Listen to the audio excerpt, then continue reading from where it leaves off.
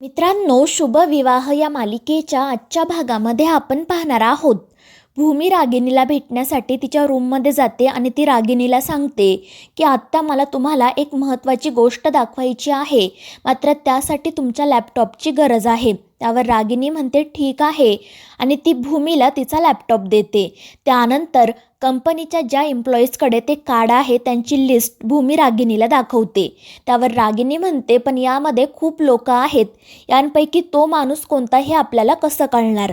त्यावर भूमी तिला सांगते की आत्ता मी या लिस्टला चाळणी लावलेली आहे. त्यावर रागिणी विचारते पण नक्की कशाच्या आधारावर तू ही चाळण लावली आहे. त्यावर भूमी तिला सांगते की आकाशच्या अपघातानंतर ज्या लोकांनी कंपनी जॉईन केली आहे त्यांना मी या लिस्टमधून वगळलं आहे. त्यानंतर जे लोक बाहेरच्या ब्रँचमधले आहेत त्यांचंसुद्धा नाव मी डिलीट केलं आहे. यामध्ये काही रिटायर होणारे लोकसुद्धा आहेत, त्यांनासुद्धा मी बाजूला काढलं आहे. आणि मग त्यानंतर फक्त हे 8 लोक लिस्टमध्ये राहतात. आणि मग त्यानंतर भूमी त्या 8 लोकांची नावं रागिणीला दाखवते. तर रागिणी आश्चर्याने त्यांच्याकडे बघत असते. ती भूमीला विचारते तुला खात्री आहे का, ज्या माणसाने तुम्हा दोघांवर हॉस्पिटलमध्ये हल्ला केला होता किंवा जो माणूस आकाशच्या जीवावर उठला आहे तो या 8 जणांपैकीच एक आहे. त्यावर भूमी म्हणते हो आत्या, माझा तरी असाच अंदाज आहे, पण या लिस्टमधून मी तुमचं, अभिजितचं आणि राजा काकांचं नाव डिलीट केलं आहे.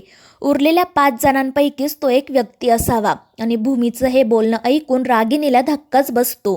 ती मुद्दाम नाटक करत भूमीला म्हणते की मी जेवढी तुला हुशार समजले होते त्यापेक्षा तर तू जास्त हुशार निघालीस. खरंच खूप स्मार्ट आहेस तू. आणि त्यानंतर ती भूमीला सांगते की तू काही काळजी करू नको, मी आत्ताच या 5 जणांची आपल्या मेन ब्रांचमध्ये माझ्या हाताखाली ट्रान्सफर करून घेते आणि त्यांच्यावर व्यवस्थितपणे लक्ष ठेवते. आणि त्यानंतर ती भूमीला सांगते की यापुढे जर तू काही करणार असशील तर मला सांगून करत जा, कारण या सगळ्यामध्ये खूप रिस्क आहे आणि हा विषयसुद्धा नाजूक आहे. त्यावर भूमीसुद्धा हो म्हणते, मात्र त्यानंतर ती मनाशी विचार करते की मी आत्यांना इतर सगळं काही सांगत जाईल, मात्र राजा काकांबद्दल मला संशय आहे. ही गोष्ट मला आत्यांना सांगता येणार नाही, त्यासाठी मला एकटीलाच काम करावं लागेल. आणि त्यानंतर ती तेथून निघून जाते. तर रागिणी मनाशी म्हणते की मी या भूमीला जेवढी हुशार समजले होते त्यापेक्षा ही जरा जास्तच हुशार आहे. एका रात्रीमध्ये ही माझ्यापर्यंत येऊन पोहोचलीसुद्धा, मात्र ही ज्या स्पीडने जात आहे त्याच स्पीडमध्ये मी हिला अडकवेल. आता बघ भूमी मी काय करते ते. आणि त्याचवेळी पौर्णिमा तिथे येते. तिने रागिणी आणि भूमीचं सगळं बोलणं ऐकलेलं असतं आणि ती हसतच रागिणीला म्हणते की भूमिताईने खूपच अभ्यास केला आहे वाटतं, आणि तुम्हाला काय वाटतं ती व्यक्ती नक्की कोण असेल जिला आकाश जिजू कधीच बरे होऊ नये असं वाटतंय. त्यावर रागिणी काहीच उत्तर देत नाही. तर पौर्णिमा हसतच तिला विचारते की आई, मला तुम्ही खरं खरं सांगा की आजपर्यंत तुम्हाला कधीच असं वाटलं नाही का की आकाश कधीच बरा होऊ नये आणि कंपनी अभिजितच्या हातात जावी. मात्र त्यावर रागिणी काहीच उत्तर देत नाही. ती पौर्णिमाला म्हणते की तुला मी एक काम करायला सांगितलं होतं पण ते सुद्धा तुला जमलं नाही, आणि इथे येऊन माझ्यावर नजर ठेवायला बरं जमतं तुला. जसा त्या भूमीने अभ्यास केला होता तसा तू सुद्धा करत जा. आणि त्यानंतर ती पौर्णिमाला रूममधून बाहेर काढते. तर दुसरीकडे भूमी तिच्या रूममध्ये जाते. ती आकाशला विचारत असते की तू माझी बॅग कुठे बघितली आहेस का, मला त्यामधील कपडे धुवायला टाकायचे आहेत. त्यावर आकाश तिला सांगतो की सायकल राणी, मी ते कपडे रघु काकाकडे दिले.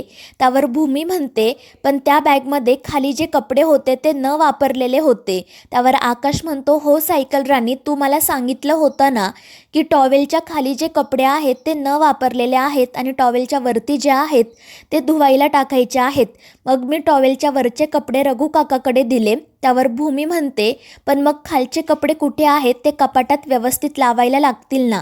त्यावर आकाश तिला सांगतो की सायकल राणी, मी ते कपडे कपाटामध्ये व्यवस्थित लावून ठेवले आहेत.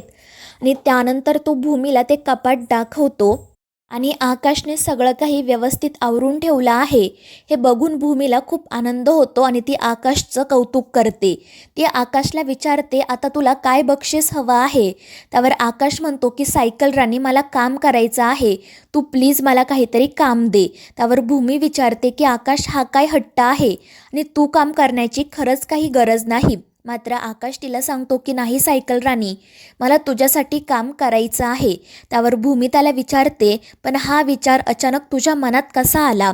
त्यावर आकाश तिला सांगतो की एकदा बाबांनीच मला सांगितलं होतं की मुलगी लग्न करून आपलं घरदार सोडून सासरी येते, त्यामुळे आपणही तिची काळजी घ्यायला हवी.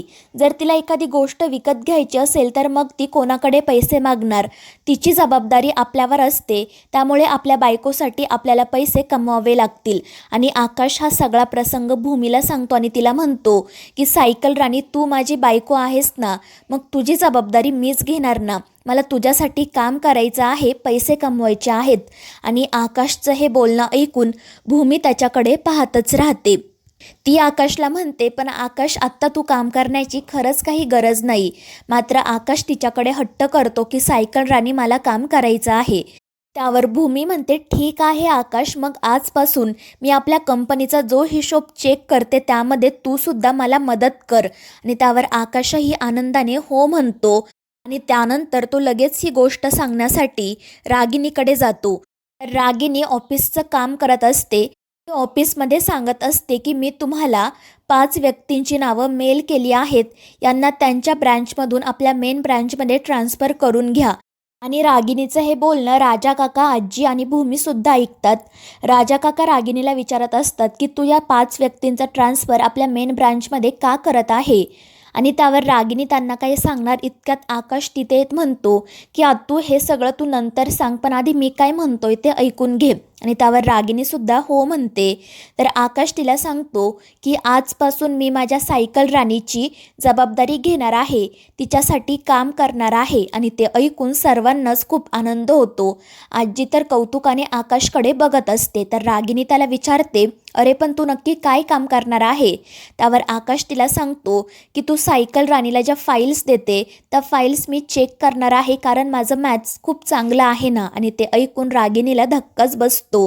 ती भूमीला म्हणते, या सगळ्याची काय गरज आहे? त्यावर भूमी तिला समजावते की आत्या, मला माहीत आहे या सगळ्याची खरंच काही गरज नाही, मात्र या कामामुळे आकाशच्या मेंदूला चालना मिळेल आणि त्यामुळे राजा काका आणि आजीसुद्धा यासाठी आनंदाने तयार होतात. रागिनी मात्र खूपच घाबरलेली असते.